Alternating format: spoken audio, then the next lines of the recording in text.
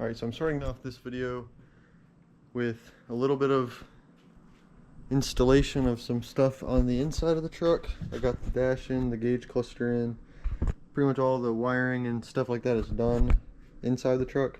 I got the truck to the point where I can turn the key and it will turn over, but I'm not going to start it until I get all my ducks in a row and kind of account for everything. I still do need my wastegate, which I need to pick up. I got oil and transmission fluid and an oil filter for it, so I can go ahead and throw all that together. And as far as that, all the wiring should be done, including this. I got a turbo blanket on the way too to keep it all good and not burn up my spark plug wires. In this episode, this is going to be our first start of the independent rear suspension swapped Nissan hardbody. Y'all stay tuned, man. I'm excited to hear this thing start up, and I don't know if y'all are too, but I hope so. So, yeah. Alright, since the first thing I want to do is get my transmission sealed up and get the shifter back in it so I don't have to worry about any debris falling in it, we need to first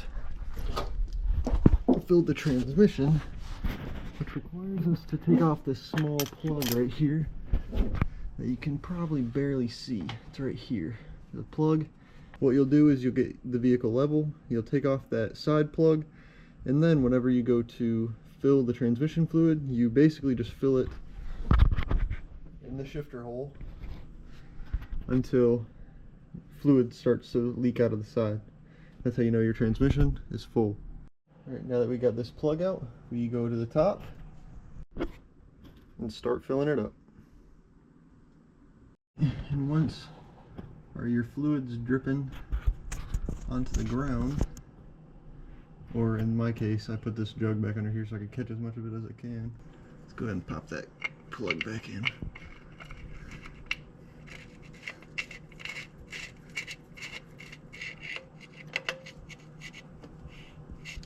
Oh man, I got a lot of fluid on the ground. Darn it.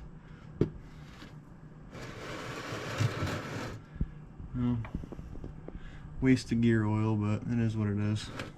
Alright, so now that we got our fluid topped up, we just need to go ahead and reinstall our shifter. So seal it up, throw your shifter in there, and your little plastic bushing ordeal. Do you have your plastic bushing ordeal? To hold it in, you're going to get your snap ring and your snap ring pliers. This is the internal snap ring, so you got to squeeze it. Oops. This is going to be insanely hard to do with one hand, so. Alright, so it turns out there's another snap ring already in there, and I had no idea this entire time. I'm going to attempt to get this out so I can put my other one in there. Yes, I'm wearing proper PPE.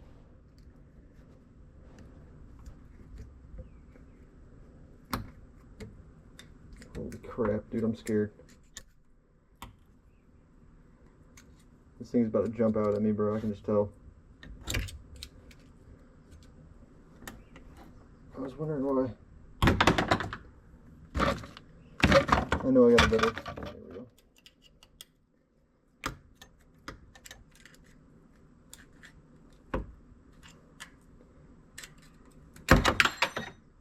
I have no idea where that just went, but we got it out, so we're good.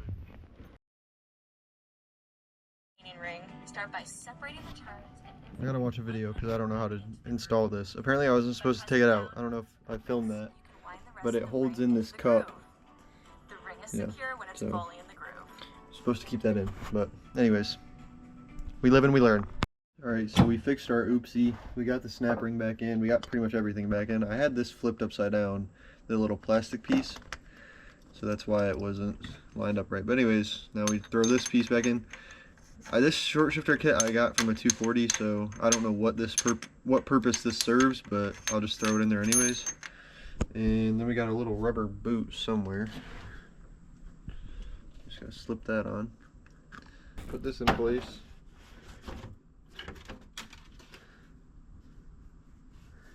And then, that's crazy. Yeah, so it goes like that. And then I'll skip showing y'all getting all the bolts on there. And now we're tidied up in the transmission area. Oh, I almost forgot something. Hold on.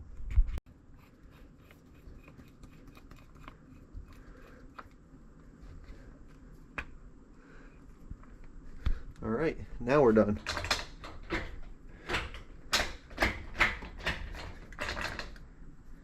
And that is our transmission lubricated, shifter installed. And now let's move on to the diff, because the diff takes the same fluid and it's honestly the same process. You pop your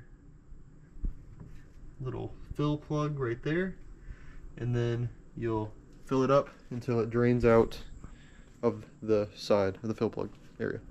I sprayed transmission fluid all over my door, so that's awesome. But anyways, I'm probably gonna use something different. I wanted to use that, but I don't think that that would be the best idea. So I think I'm just gonna use this turkey baster, because why not? So let's get all this junk cleared off here. Alright, now we need to take a 1/2-inch socket, put it in here, and then break this plug loose right here, which I can't really do. I can kind of see it. Can't really do it well on one hand though. Holy crap.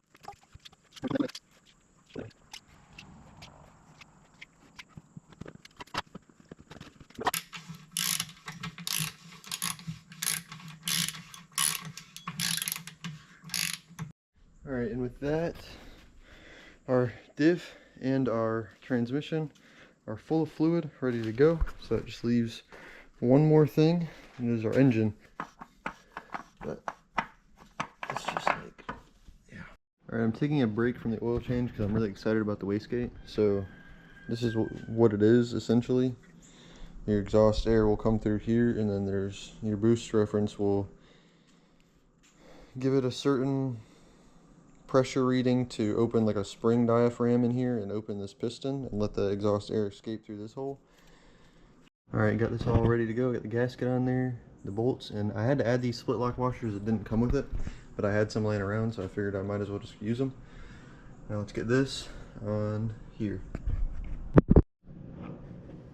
And just like that, you can't see anything, but it's in there.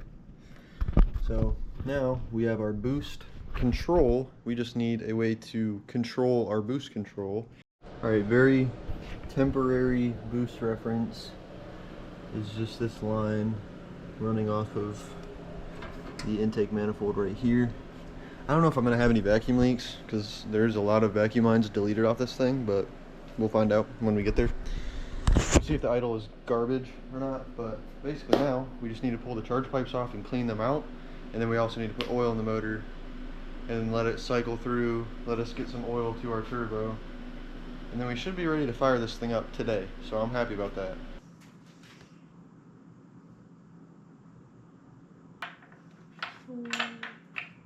They have investors.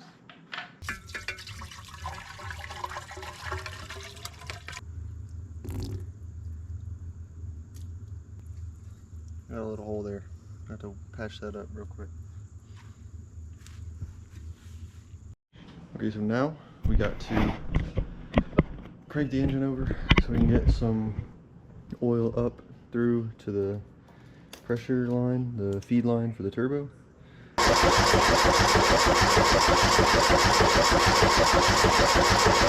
There. Ooh, that ground is so hot. Yeah, that ground right there is hot. It is? Yeah. Alright, so very temporary ground solution rigged up. I got it vice gripped to the frame. But anyways, just to get it started real quick.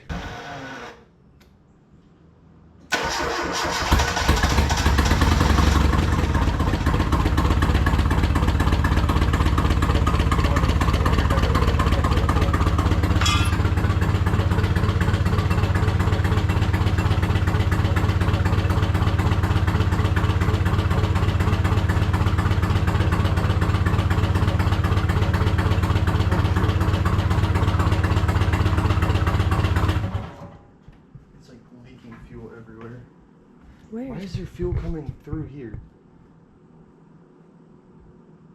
There's like fuel coming through this vacuum line that goes into the... Oh Oh, there must be a leak in that little diaphragm thing. No. Okay, guys, part 15,000. I think I had cylinder 2 and 3 spark plugs swapped around, so let's see. Okay.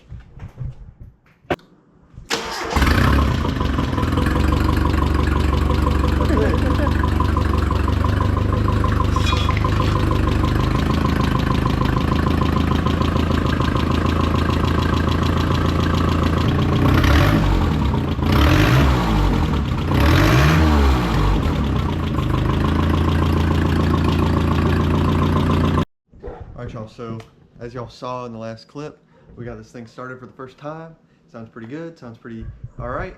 There's some things that I still got to work out. There's some things that I had to work out in order to get it started. Our fuel pressure regulator over here.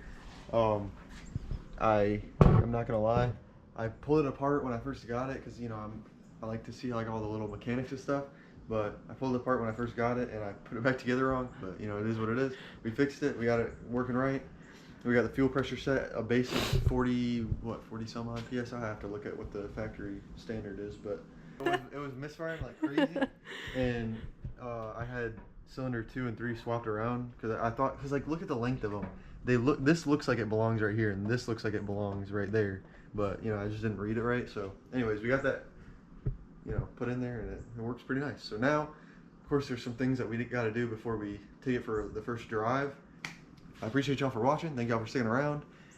Stay tuned for the next video. Hopefully we get a little further in this project. Hopefully we get some more stuff done. I know we will, but hopefully we get there and are able to do some fun stuff. Thank y'all for watching.